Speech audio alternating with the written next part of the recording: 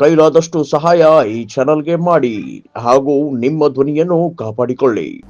ಅದಕ್ಕಾಗಿ ಇವತ್ತು ರಾಹುಲ್ ಗಾಂಧಿ ಅವರು ಇಡೀ ದೇಶ ತುಂಬ ತಾವು ಹಿಂದೆ ಮಾಡಿದಂಥ ಅದು ನಮ್ಮ ಪೂರ್ವಜರು ಮಾಡಿದ ತಪ್ಪಿಗಾಗಿ ಇವತ್ತು ತಾವು ಶಿಕ್ಷಣ ಅನುಭವಿಸುವಾಗ ಇವತ್ತು BJPಗರು ಮೋದಿಯವರು ಇಲೆಕ್ಷನ್ ಕಮಿಷನ್ ನಮ್ಮ ಕೈಯಲ್ಲಿ ತೊಗೊಂಡು ಏನು ಬೇಕಾದ್ ಮಾಡ್ತಾ ಇದ್ದಾರೆ ಅಂತ ಅವ್ರ ಆರೋಪ. ಮತ್ತು ಕಣ್ಣಿಗೆ ಕಾಣ್ತಾ ಇದೆ ಮತದಾರ ಪಟ್ಟಿಯಲ್ಲಿ ಏನಾಗ್ತದೆ ಏನಿಲ್ಲ ಅಂತೇಳಿ. ಆ ದಿಶೆಯಲ್ಲೇ ಈ ಹೊಂದಾಣಿಕೆ ರಾಜಕಾರಣದಿಂದಾಗಿ ಇದು ಹೊಸದೇನಲ್ಲ.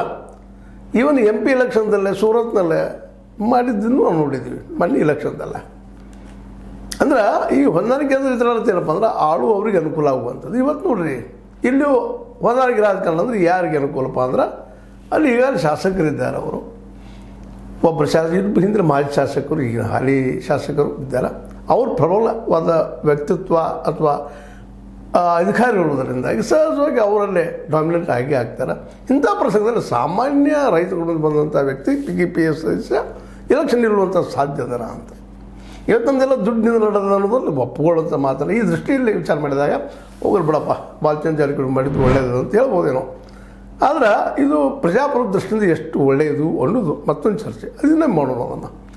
ಇದೇ ಕಾಲಕ್ಕೆ ನಮ್ಮ ಕತ್ತಿಯವರಾದರೂ ಸಹಿತಲ್ಲ ಹಿಡಿದಿಟ್ಟುಕೊಳ್ಳುವಂಥದ್ದು ಏನೋ ಅವ್ರು ಮಾಡಿದಾರೋ ಅವ್ರು ಇವತ್ತು ಅಲ್ಲಿಗಿಳಿಬೋದು. ಬಟ್ ಅವ್ರು ಬೆಲ್ಲದ ಬಾಗೇವಾಡಿಯ ಒಂದು ಪ್ರೈವೇಟ್ ಜಾಗದಲ್ಲಿ ಸಿಕ್ಕಿದ್ದು ಕಾರ್ಖಾನೆ ಸಿಕ್ಕಿದ್ದು ಇನ್ನು ಸುಳ್ಳೇನಲ್ಲ.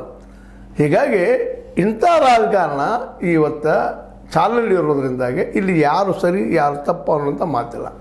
ಆದರೆ ಈ ಸಂದರ್ಭದಲ್ಲಿ ನಾವು ಅಂದ್ರೆ ನಮ್ಮ ರೈತರು ಅದರ ಸದಸ್ಯರು ಅದರ ನಿರ್ದೇಶಕರು ನಿಂತು ವಿಚಾರ ಮಾಡಬೇಕಾಗಿದೆ. ಯಾರೋ ಒಬ್ಬರ ಕೈಗೊಂಬೆಯಾಗಿ ನಾವು ಆಡಳಿತ ಮಾಡಬೇಕಾ? ರೈತರಿಗೆ ಒಳ್ಳೆಯದನ್ನು ಕೊಡಲಿಕ್ಕೆ ಸಾಧ್ಯದನ?